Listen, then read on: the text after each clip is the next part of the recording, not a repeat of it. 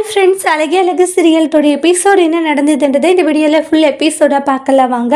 சுரேஷ் ரொம்ப கோவத்தோட ரூம்குள்ளார போகிறாங்க. போனதுமே பார்த்தீங்கன்னா மதிக்கிட்ட வந்து கோவப்பட்டு, ஏய் நீ ஒழுங்காகவே இருக்க மாட்டியா, எதுக்காக நீ இப்படி நடந்துக்கிறேன்றாங்க. நான் என்ன நடந்துக்கிட்டேன்றாங்க. என் மாமா கிட்ட நீ எதுக்கு அப்படி பேசுன, என் மாமா எந்த அளவுக்கு வந்து வருத்தப்பட்டாரு தெரியுமான்றாங்க. இங்கே பாருங்க, உங்கள் மாமா பண்ண தப்புன்ட்டு சின்ன பசங்களுக்கு கூட தெரியுங்க, உங்களுக்கு தெரியாதான்றாங்க. இங்கே பாரு, என் மாமா என்ன தப்பு பண்ணாரு, என்ன பண்ணிட்டு இருக்கன்னு கேட்டது ஒரு குத்தமான்றாங்க. ஏங்க, என்ன பண்றதுன்னு கேட்கறது வேற, அது மேனஸே இல்லாம எட்டி பார்க்கறது வேறன்றாங்க. அது கொஞ்சம் கூட உங்களுக்கு தெரியவே இல்லை, எப்படிதான் உங்களால இப்படி இருக்க முடியுதோ.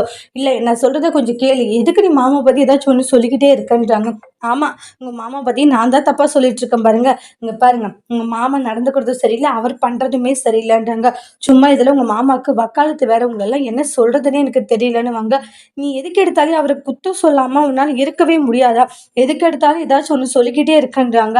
இங்க பாருங்க, உங்க மாமா பண்ணது தப்புன்னு சொல்றேன், ஆனா உங்க மாமா வந்து நல்லவரன் நியாயப்படுத்திட்டு இருக்கீங்க, என்கிட்ட இல்லைன்றாங்க. கொஞ்சம் கூட உங்களுக்கு இதுன்றதே இல்லையா, என்கிட்ட அதை நியாயப்படுத்துறீங்களா அப்படின்னு சொல்லிட்டு மாத்தி மாத்தி அவங்களுக்குள்ள கான்வர்சேஷன் போயிட்டு இருக்கு. அதுக்கு அடுத்ததான் பாத்தீங்கன்னா இந்த இடத்துல மதியம் இருந்துட்டீங்க பாருங்க. குண்டுகுடியில் வரும்போது கொஞ்சம் யோசி, அப்படி இப்படின்னு ஏதோ சொன்னீங்கல்ல, உங்க மாமா எப்படிப்பட்டவர்ன்றத நீங்க யோசிங்கன்றாங்க. நல்லா யோசிச்சுங்கன்னா இதுல யார் நல்லவங்க யார் கெட்டவங்கன்றது உங்களுக்கே நல்லா தெரியும்ன்றாங்க. அதனால முதல்ல யோசிக்க வேண்டியது யாருன்னா உங்க மாமாவை பத்தி தான் நீங்க யோசிக்கணும் அப்படின்னு சொல்றாங்க. ஏன்னா அவர் தான் கொஞ்சம் கூட மேனஸே இல்லாம நடந்துக்கிறாரு. அதனால யோசிக்க வேண்டியது அவங்கள பத்தி நீங்க தெளிவா யோசிங்க, அதுக்கப்புறம் எதுவா இருந்தாலே பாத்துக்கலான்ற மாதிரி சொல்லிட்டு மதிய பாட்டுக்கு போயிடுறாங்க. சரியான திமிரு பிடிச்சவளா இருக்கா, பேசிட்டே இருக்கும், எவ்வளவு திமிர பத்தி போற பாத்தியா அப்படின்னு சொல்லிட்டு காண்டாகுறாங்க. இவ்வளெல்லாம் வச்சுட்டு என்ன பண்றதுன்னு தெரியல, எப்படி நடந்துக்கிற பாரு, கொஞ்சமாச்சு பெரியவங்களுக்கு மரியாதை கொடுக்குறாளா, அவசரத்துக்கு நடந்துட்டு இருக்கான்ட்டு பயங்கரமா கோவப்பட்டுக்கிட்டு இருக்காங்க. இவ்வளெல்லாம் வச்சுட்டு என்ன பண்றதுன்னே தெரியலன்ட்டு ரொம்ப டென்ஷன் ஆகுறாங்க. அதுக்கு அடுத்துதான் வந்து மதி வெளியே உட்காராங்க. சாரி, நீங்க பேசிட்டு இருந்தீங்களோ, உங்களை டிஸ்டர்ப் பண்ணிட்டோம் அப்படின்றாங்க. அப்படி எல்லாம் ஒன்றும் இல்லை மதின்றாங்க.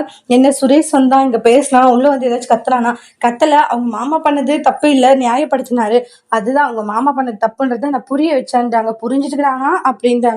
அவர் போய் புரிஞ்சுப்பாரு, அவர் புரிஞ்சுக்கலன்றாங்க. மதி எப்பவுமே சுரேஷ் அப்படிதான், என்னன்னு தெரியல, சங்கராஜன் மேல அவன் நிறைய ஒரு நம்பிக்கை வச்சிருக்கானா, அதனால அவரை தப்பாவும் அவனால நினைக்க முடியல. அவரு என்னதான் தப்பு பண்ணாலுமே அவர் தப்பு பண்ணலன்றத அவனுடைய மைண்ட்ல ஃபுல்லாவே பிக்ஸ் பண்ணிட்டான்றாங்க. ஆமா, அப்படிதான் அவர் பேசிட்டு இருந்தாரு, என் மாமா இப்படி அப்படி உத்தமர் அப்படி இப்படின்னு ஏதோ பேசிட்டு இருந்தாரு. காண்டாய் திட்டிட்டு கொஞ்சம் யோசிங்கன்னு சொல்லிட்டு வந்துட்டேன்றாங்க. மதி, போக போக எல்லாம் சரியாயிடும், கண்டிப்பா அவன் புரிஞ்சுப்பான். அதனால நீ தேவையில்லாம நிறைய விஷயங்களை மனசுல போட்டு குழப்பிக்காத. இல்லக்கா, நான் எதுவும் மனசுல எல்லாம் போட்டு குழப்பிக்கல, நான் எதுக்கு மனசுல போட்டு குழப்பிக்க போறேன்றாங்க. அப்படி எதுவும் என்னுடைய மைண்ட்ல எதுவும் இல்லைன்னு எதை பத்தி யோசிக்கவும் இல்லைன்றாங்க. அவ்வளவுதான், ஃப்ரீயா விடு, கண்டிப்பா எல்லாமே சரியாகிடும் அப்படின்ற மாதிரி சமாதானப்படுத்திட்டு இருக்காங்க. என்ன ரெண்டு பேரும் என்ன பேசிட்டு இருந்தீங்க, சும்மா தான் பண்றாங்க. அதுக்கு அடுத்ததான் பாத்தீங்கன்னா நாளைக்கு என்ன பிளான் அப்படின்னுவாங்க. நாளைக்கா, உனக்கு ஒரு விஷயம் தெரியாதப்பா, மலர் சொல்லலையே, என்ன விஷயம்ன்றாங்க. சொல்லுங்கக்கா, என்ன விஷயம், என் பர்த்டேவை போய் எல்லாம் சொல்லிட்டு இருப்பாங்க, ஏன்னா சின்ன குழந்தைய மதின்றாங்க. நீ இது பர்த்டேவா உங்களுக்குன்றாங்க. ஆமா பர்த்டே தான்றாங்க. ஏன் இதை சொல்லலை, எப்பவும் கொண்டாடுறதில்ல நானுன்றாங்க.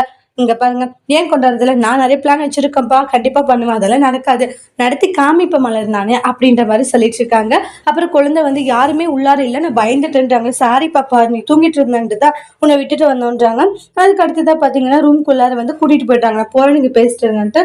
சரி, நாளைக்கு என்னக்கா பிளான், இவர் தான் சொல்லிட்டு இருக்காரு, ஆனா அதெல்லாம் நடக்கிற மாதிரி தெரியாத மாதிரின்றாங்க.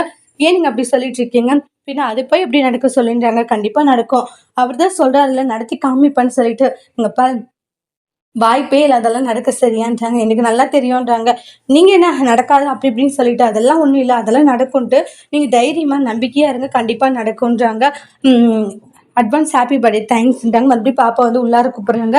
சரி, நான் போயிட்டு வர மாதிரி நீ வேலையோட உள்ள கிளம்பி போன்றாங்க. சரி ஓகேன்னு சொல்லிட்டு போயிடுவாங்க. அடுத்த நாள் பாத்தீங்கன்னா மலர் ஏஞ்சிக்கிறாங்க. ஏஞ்சிட்டு பாத்தீங்கன்னா உங்க மாமாவுக்கு சீரக தண்ணியெல்லாம் கொடுப்பாங்க. நீ என்ன காலையில குளிச்சிட்டு இருக்க, அப்புறம் தலைவலி வரும் அது வரும்ன்றாங்க. இல்ல ஒண்ணும் இல்லை சும்மாதான்றாங்க, அதெல்லாம் வராது பாத்துக்கிறேன்றாங்க. அப்புறமா மதியம் வந்து ஹாப்பி பர்த்டேக்கா அப்படின்னு விஷ் பண்றாங்க. ஓ, இன்னைக்கு ஒரு பிறந்த நாளான்றாங்க. ஆனா பிறந்த நாள் தெரிஞ்சு அவங்க மாமனார் மாமியாரும் ஒரு விஷ் கூட பண்றதில்ல. மதியம் ஒரு மாதிரி பாக்குறாங்க. அதுக்கப்புறமா பாத்தீங்கன்னா இன்னைக்கு நீங்க கோவிலுக்கு போயிட்டு வாங்க, வீட்டு வேலை நான் பாத்துக்கிறேன், சமையல் வேலையும் பாத்துக்கிறேன், நீ பாத்துக்கிறேன் மதி, வேண்டாம் மதி இருக்கட்டும், நான் செஞ்சுட்டே போறேன் கோவிலுக்குன்றாங்க. அக்கா, நான் தான் சொல்றேன்ல அக்கா, நான் பாத்துக்கிறேன்க்கா, நீங்க போயிட்டு வாங்கன்றாங்க. இல்ல, நீ எதுக்கு சிரமம் பண்றேன்றாங்க. எனக்கு என்ன சிரமம், அதெல்லாம் ஒரு சிரமமும் இல்லை, நான் பாத்துக்கிறேன்ற மாதிரி சொல்றாங்க. இங்க போயிட்டு வாங்கன்னு வாங்க.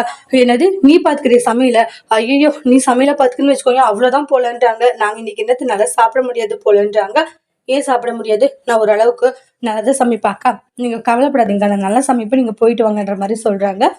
சரி ஓகேன்ற மாரி சொல்லிட்டு இருக்காங்க. அதுக்கு அடுத்து தான் வந்து மதி வந்து வெளிய போறாங்க. ரொம்ப நேரமா பைக்க கழுவிட்டே இருப்பாங்க. பாக்கியராஜ் இருந்துட்டு, "என்ன ரொம்ப நேரமா கழுவிட்டே இருக்கீங்க பாக்கியராஜன் பைக்குன்றாங்க." "ஆமாப்பான்றாங்க." நானும் பார்த்துட்டு இருக்கேன். தெருமுனை வரைக்கும் போகுது பாருங்க தண்ணின்றாங்க. அந்த அளவுக்கு கழுவிட்டு இருக்கீங்கன்றாங்க.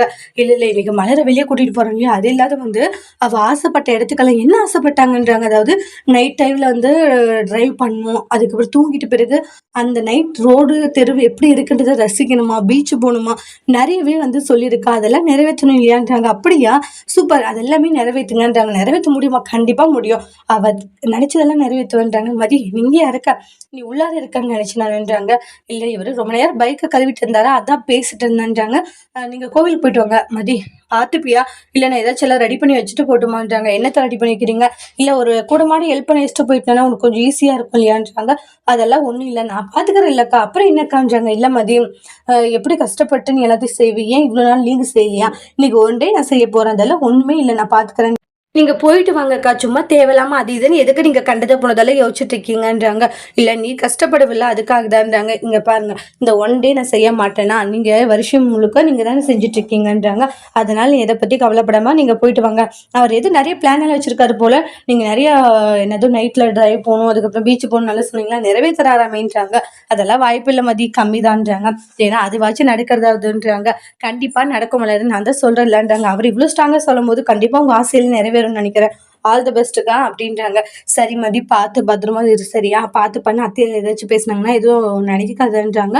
அதெல்லாம் ஒண்ணும் இல்லை, என்னை பத்தி நீங்க யோசிக்கவே யோசிக்காதீங்க, போயிட்டு வாங்கன்றாங்க. சரி ஓகேன்னு சொல்லிட்டு அப்புறம் பைக்ல ரொம்ப ஹாப்பியா கிளம்புறாங்க. மதியமே பாத்தீங்கன்னா பாய் சொல்லிட்டு இருக்காங்க. அதுக்கு முன்னாடியே பாத்தீங்கன்னா மலர் தூங்கிட்டு இருக்கும் போது 11 மணி வரைக்குமே முழிச்சிட்டு இருப்பாங்க. அப்புறம் 12 மணி ஆயிட்டு கரெக்டான நேரத்துல வந்து தூங்காம அங்க இங்கன்னு குட்டி போட்ட பூனையாட்டம் நடந்துகிட்டே இருப்பாங்க. நடந்துட்டு அதுக்கப்புறமா பாத்தீங்கன்னா இந்த மாதிரி மதிக்கு அதாவது மலருக்கு பாத்தீங்கன்னா 12 மணிக்கு எழுப்புறாங்க. மலர் பயந்துட்டு ஐயோ விடிஞ்சிருச்சா விடிஞ்சிருச்சான்னு கத்திருப்பாங்க. இல்ல இல்ல 12 மணி தான் ஆகுது. எதுக்கு எழுப்புன பாக்கியராஜன் உடனே ரோஸ் கொடுத்து ஹாப்பி பர்த்டே மலர் 12 மணிக்கு கரெக்டா விஷ் பண்ணி சாக்லேட் கொடுத்து நிறைய சர்ப்ரைஸான விஷயங்கள் பண்ணி கிஸ் கொடுத்து ஐ லவ் யூ சொல்லி நிறைய விஷயங்கள் நடக்குது. மலருமே ரொம்ப ஹாப்பி.